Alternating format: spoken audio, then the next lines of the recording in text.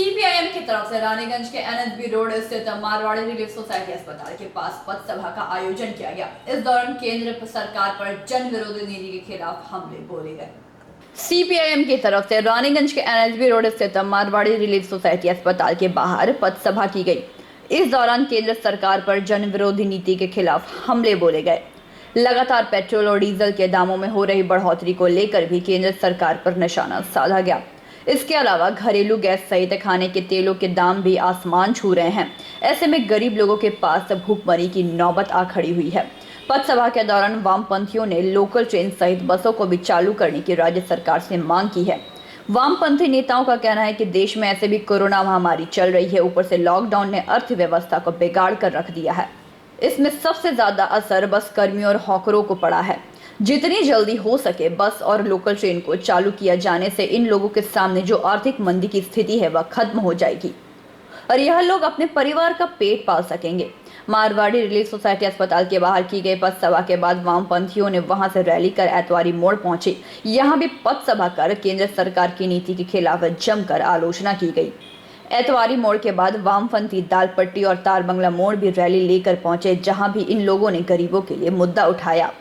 इस दौरान वामपंथी आसनसोल की पूर्व उपमेयर तबस्सुम आरा द्वारा यौनपल्ली में गुड़िया महतो की नाम की एक महिला को वैक्सीन देने को लेकर भी तीव्र आलोचना की गई। वामपंथियों ने इसके खिलाफ कार्रवाई करने की मांग की है। राज्य में प्राचीन को लेकर चल रहे फर्जीवाड़े के खिलाफ भी सरकार द्वारा उचित कदम उठाने की मांग की, ताकि दोषियों को सख्त सजा मिल पाए और ऐसी घटिया हरकत दोबारा ना हो। आज के इस कार्यक्रम में सीपीआईएम नेता हेमंत प्रभाकर, सुप्रियो रॉय, कृष्णादास गुप्ता, देवेंदु मुखर्जी, देवीदास बैनर्जी, सुनील खंडेलवाल मुख्य रूप से उपस्थित थे।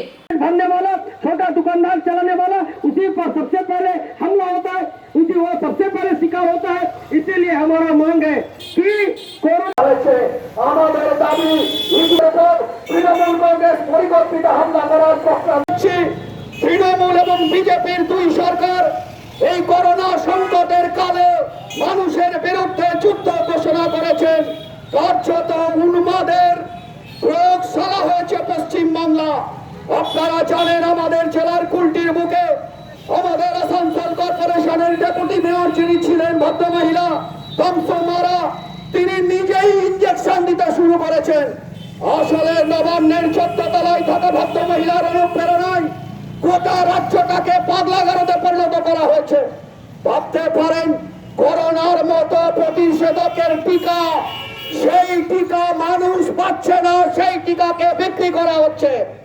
রানীগঞ্জে স্ট্রিট হকারদের জন্য, টোটো চালকদের জন্য বিনা পয়সায় যে টিকার কুপন দেওয়ার কথা ছিল, সেই টিকার কুপন কোথায় গেল? বারবার প্রশ্ন করে কোনো উত্তর খুঁজে পাওয়া যাচ্ছে না। আপনারা জানেন কলকাতার বুকে একটা জাল টিকা চক্র তৈরি করে খোদ মুখ্যমন্ত্রীর বাড়িতে হচ্ছে প্রতারক পৌঁছে যাচ্ছে। আসল কথা, দেবাঞ্জনের দেবতাটাকে এটা খুঁজে বের করা দরকার। তৃণমূল কংগ্রেসের যারা নেতা মন্ত্রী তারা প্রত্যক্ষভাবে এই টিকা জালিয়াতদের এই জাল চক্রগুলোকে মদত দিচ্ছেন। অন্যদিকে কার্যত মানুষের পেটে লাথ মারার জন্য প্রতিদিন খেলা চলছে, যাতে পেট্রোল ডিজেলের দাম প্রায় 100 টাকা ছড়িয়ে যাচ্ছে। আবার রান্নার গ্যাসের দাম বেড়েছে। গতকাল 25 টাকা 50 পয়সা রান্নার গ্যাসের দাম বাড়ানো হয়েছে। তৃণমূল কংগ্রেস বিজেপি কার্যত হচ্ছে বিভিন্ন রকম শেষ আদায় করছে, আর এই কারণে পেট্রোল ডিজেল রান্নার গ্যাসে আগুন লাগানো হয়েছে। গত 45 দিনে 24 বার পেট্রোলের দাম বেড়েছে। 7 টাকা 30 পয়সা পেট্রোল, 7 টাকা 50 পয়সা ডিজেলের দাম বেড়েছে। আমরা প্রত্যেকেই জানি পেট্রোল ডিজেলের দাম যদি বাড়ে প্রতিটা জিনিসপত্রের দাম বাড়বে। আমি মানুষকে ভাবার জন্য অনুরোধ করব, 2010 সালের জুলাই মাসে যখন সিপিএম এর সরকার ছিল পশ্চিমবাংলায়, তখন 1 কেজি সরষের তেলের দাম ছিল 60 টাকা। আজকে তৃণমূল কংগ্রেস বিজেপির রাজত্বে 1 কেজি সরষের তেল 160 টাকা, 170 টাকা। সিপিএম এর কাছে কোনো জাদুদণ্ড ছিল না যে দামটা 60 টাকা। একটাই আইন ছিল, সেই কালোবাজারি রোধ করার আইন। আজকে সেই আইনকে ঠান্ডা ঘরে বসিয়ে দেওয়া হয়েছে। इस कोरोना संक्रमण में लोगों की जिंदगियां बचाने के लिए सरकार को, चाहे वो केंद्र हो या राज्य की सरकार, उनको सही एवं उचित भूमिका ग्रहण करना पड़ेगा। ये तमाम मांगों के साथ आज रास्ते पे है।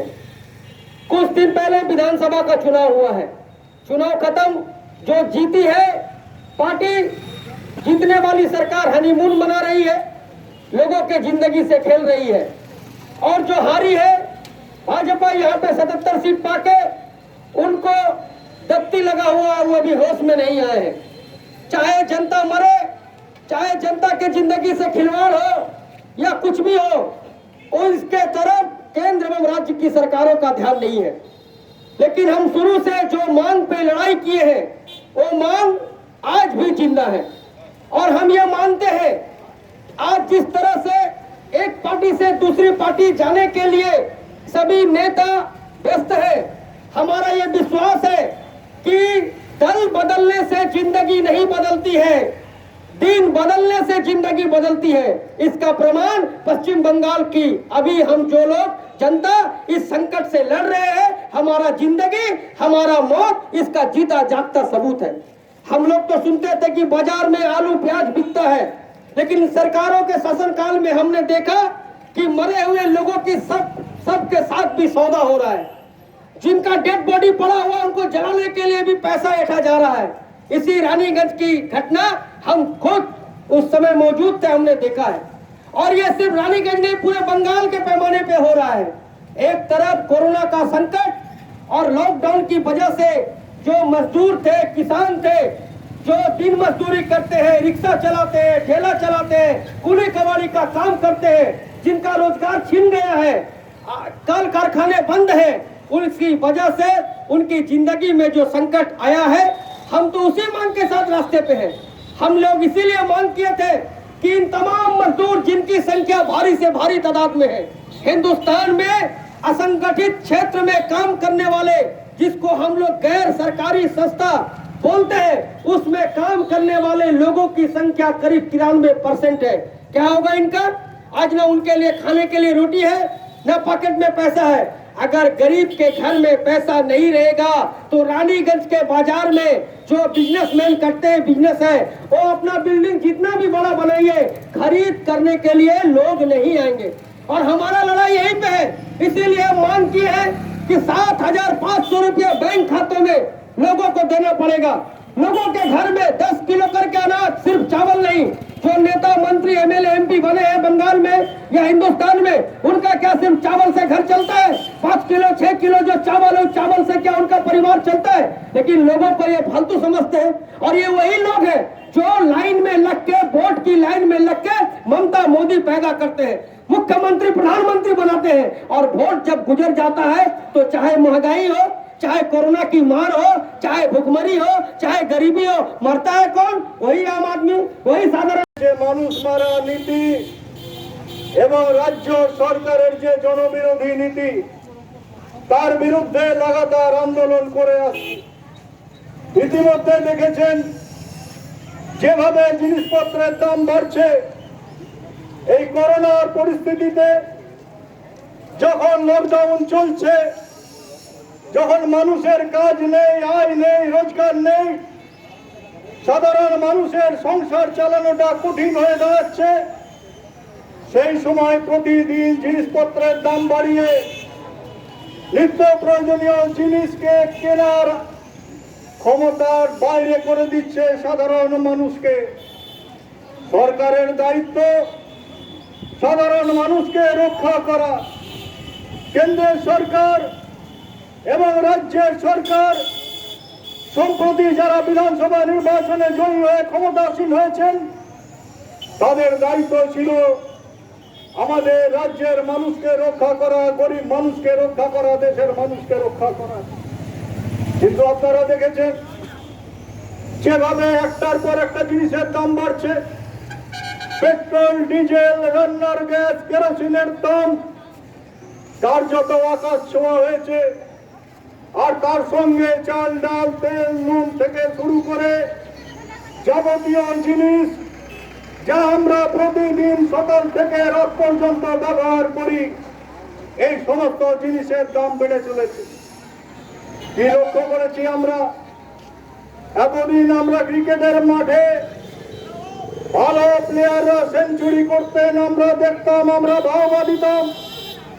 আর এখন পেট্রোল সেঞ্চুরি করে ফেলেছে, আর ডিজেল হচ্ছে সেঞ্চুরির দিকে এগিয়ে চলেছে।